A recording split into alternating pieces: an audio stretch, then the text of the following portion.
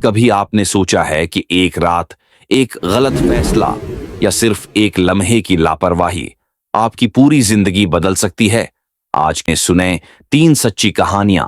एक ऐसी दस्तक जो मौत की खबर थी, एक भाई जो शायद इंसान नहीं था, और एक जंगल जहां अंधेरा सिर्फ रात का नहीं था।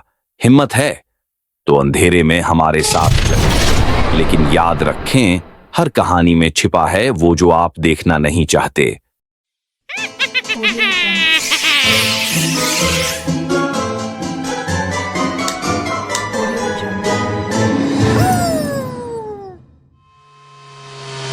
कभी कभी इंसान की सबसे बड़ी गलती सिर्फ जागना बन जाती है। काश मैं उस रात सो जाता। मैं उस रात घर पर अकेला था। या आज रात जाग के अपने कुछ जरूरी ऑफिस के पेपर मुकम्मल कर लूं। काफी दिनों से मैंने डिले कर दिया था और अब टाइम बिल्कुल नहीं बचा था। मैंने एक कप कॉफी बनाई और ऊपर अपने स्टडी रूम में चला गया ताकि पूरे फोकस के साथ काम कर सकूं। कुछ घंटों तक सब ठीक चलता रहा। कॉफी के साथ एनर्जी बनी रही, मगर जैसे ही कॉफी खत्म हुई, मेरी एनर्जी भी खत्म होने लगी। मैंने सोचा नीचे जाके थोड़ा वॉक कर लूं और एक और कप बना लूं ताकि माइंड फ्रेश हो जाए। जब मैं नीचे आया तो टेम्परेचर थोड़ा अजीब लगा, जैसे ठंडी हुआ नीचे घूम रही हो। मैंने थर्मोस्टाट चेक किया। हीटर ऑन था लेकिन टेम्परेचर कम था। थोड़ा चेक करने पर देखा कि लिविंग रूम के एक विंडो खुला हुआ है। मुझे याद आया कि मैं दिन में विंडो खोलता हूं, लेकिन आज याद नहीं आया कि बंद किया था या नहीं। लेकिन ये विंडो तो पूरा खुला हुआ था, थोड़ा सा नहीं। मैं डरा और बाहर जमीन चेक की। कोई फुटप्रिंट्स नहीं थे। विंडो पर भी कोई साइन नहीं था जैसे कोई अंदर आया हो। मैंने खुद को समझाया कि शायद मैंने ही गलती से पूरा खोल दिया होगा और बंद करना भूल गया। मैंने विंडो बंद किया, नई कॉफी ली और दोबारा ऊपर चला गया। अगले आधे घंटे में भी मेरे दिमाग में वही बात चलती रही। दिल मुतमईन नहीं हो रहा था।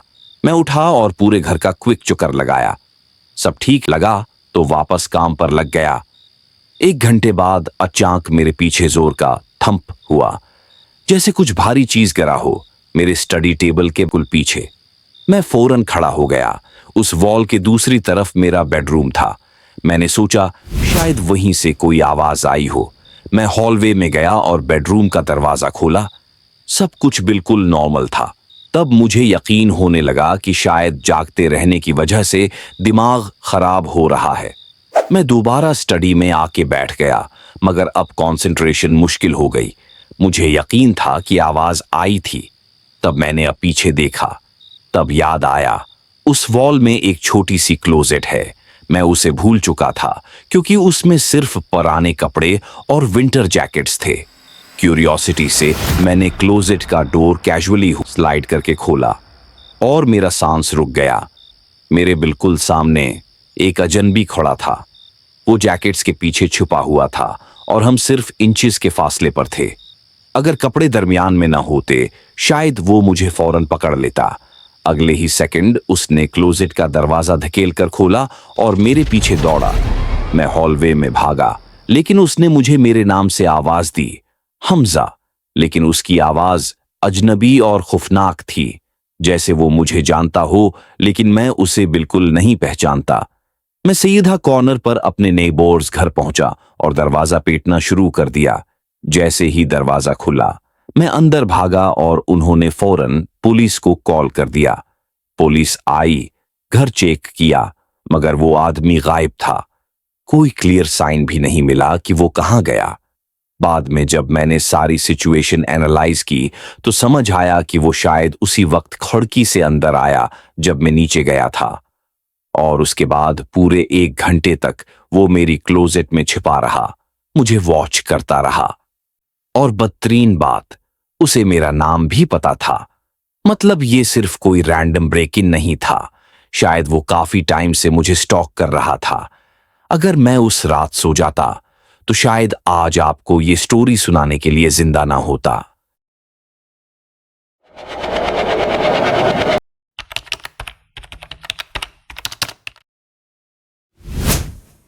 8 साल गुजर चुके हैं।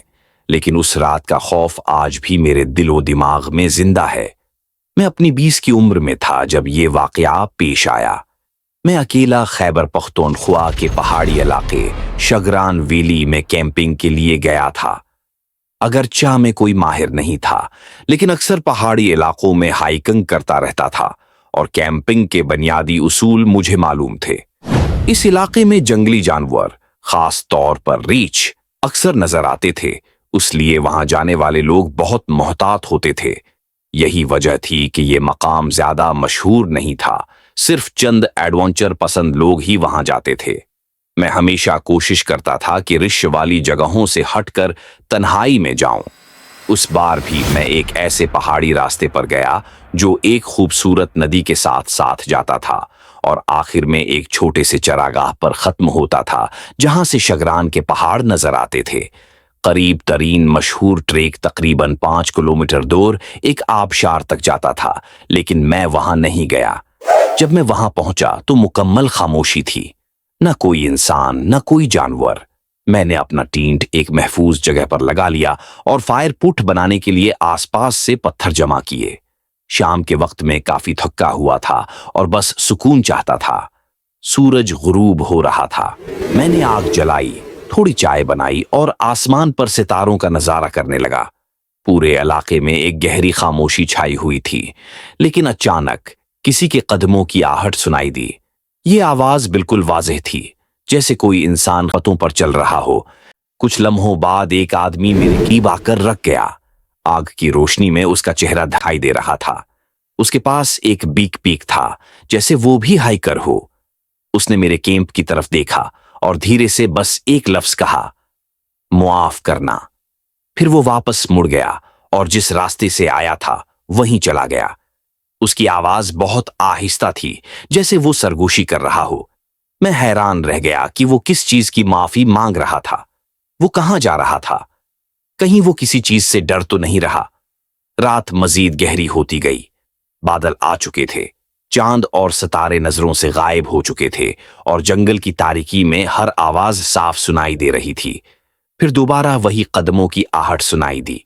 इस बार वो आवाज ज्यादा तेज हो रही थी और घबराई हुई थी। वही शख्स दोबारा आया और अब की बार मैंने उसे गौर से देखा। उसका चेहरा खौफ से सफेद था, कपड़े फटे हुए और गर्द से भरे हुए थे, आंखों में बेचैनी थी। मैंने पूछा, भाई सब खैरियत है?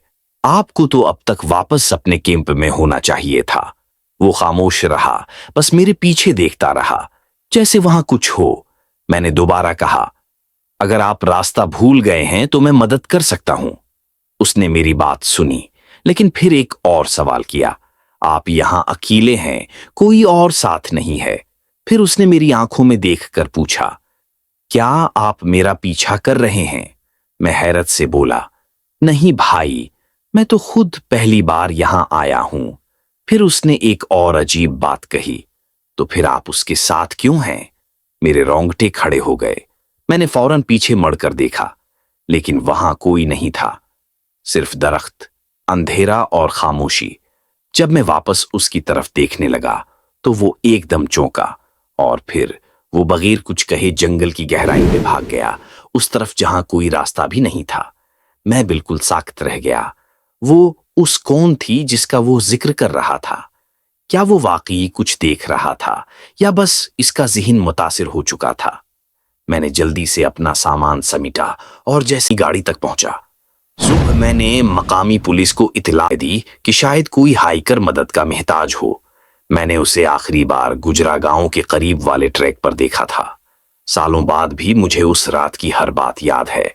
शायद वो वाकई जहनी तौर पर परेशान था, या शायद वो किसी अनदेखी चीज से बचने की कोशिश कर रहा था, और मुमकिन है कि उसने मुझे बचाया हो।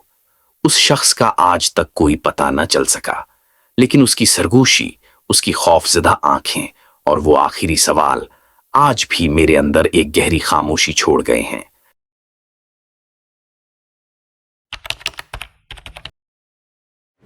कुछ फैसले छोटे लगते हैं, लेकिन कभी कभार वही आपकी जान बचा लेते हैं। ये वाकया सिर्फ 1 महीना पहले हुआ और आज भी मुझे याद है कि मैं कितनी बड़ी मुसीबत के करीब था। बात थी। मैं ज्यादातर घर ही रहता हूं, लेकिन इस दिन मेरी करीबी दोस्त की सालगिरह थी। कोई बड़ी पार्टी नहीं थी, बस करीबी दोस्त, थोड़ी सी बातचीत। रात 1 बजे तक तकरीबन सब मेहमान जा चुके थे या वहीं रुकने लगे।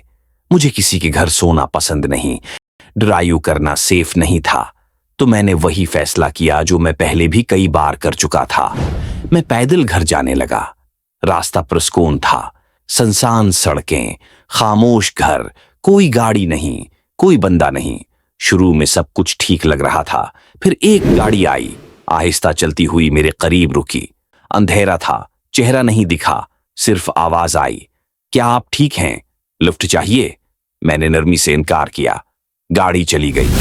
मुझे लगा बस इतना ही था, लेकिन थोड़ी देर बाद फिर से वही गाड़ी नजर आई। उस बार वो दूसरी तरफ से आ रही थी और वो मेरे साथ से नहीं गुजरी, बस रुक गई। मैं घबरा तो गया, लेकिन चलता रहा। गाड़ी वहीं खड़ी रही। कुछ फासले पर जाकर वो नजरों से ओझल हो गई। मैंने सुख का सांस लिया। अब मैं सिर्फ 10 मिनट दूर था कि अचानक मैंने देखा एक और गाड़ी सड़क के दरमियान खड़ी है। हेडलाइट्स ऑन थीं। गाड़ी किनारे पर नहीं, बल्कि बीच सड़क पर थी। पहचान गया, वही गाड़ी थी। मेरे पास 2 रास्ते थे, सीधा या एक शॉर्टकट जो जंगल के रास्ते जाता था। वो जंगल वाला रास्ता अंधेरा था, बगैर किसी लाइट के। आमतौर पर मैं कभी वहां से नहीं जाता, लेकिन अब गाड़ी के पास से गुजरना ज्यादा खतरनाक लग रहा था। जब मैं ट्रेल के करीब पहुंचा तो मैंने देखा गाड़ी बिल्कुल उसी जगह खड़ी थी, जैसे जानबूझकर वहां रखी हो। मेरा दिल जोर जोर से धड़कने लगा। अगर कोई किसी को फंसने की प्लानिंग करे तो बिल्कुल ऐसा ही करेगा। मैंने फैसला किया, मैं जंगल वाला रास्ता नहीं लूंगा और सीधा गाड़ी की तरफ बढ़ा। जब गाड़ी के करीब पहुंचा तो देखा अंदर कोई नहीं था। इंजन ऑन, लाइट्स ऑन, लेकिन गाड़ी खाली। और फिर मैंने उसे देखा। वो आदमी दरख्तों के पीछे खड़ा मुझे घूर रहा था। वो चाहता था मैं शॉर्टकट लेकर उसकी तरफ जाऊं। मैं पूरी ताकत से भागा। मेरे पीछे दरवाजे के जोर से बंद होने की आवाज आई। वो वापस गाड़ी में बैठ गया। मैंने दौड़ते हुए फोन निकाला। शायद उसी से वो डर गया, क्योंकि उसने पीछा नहीं किया, बस गाड़ी मोड़ी और तेजी से निकल गया। मैं बगैर रुके घर पहुंचा। पुलिस को सब कुछ रिपोर्ट किया, गाड़ी की तफसील, उसकी आवाज और जगह।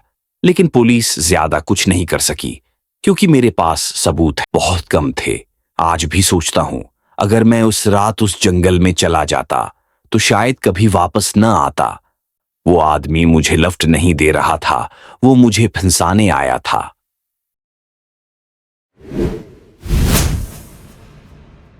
इन तीनों कहानियों में एक चीज कॉमन थी, खतरा हमेशा करीब था, मगर पहचानना मुश्किल था। अब आप अपनी राय दें, कौन सी कहानी ने आपके दिल दहला दी?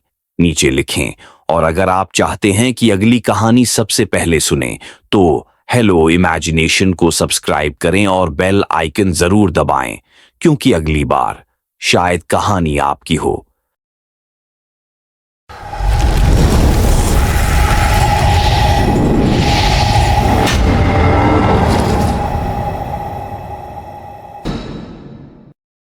थैंक्स फॉर वॉचिंग और मैं अब आपको नेक्स्ट वीडियो में मिलूंगा। टिल देन, अल्लाह हाफिज।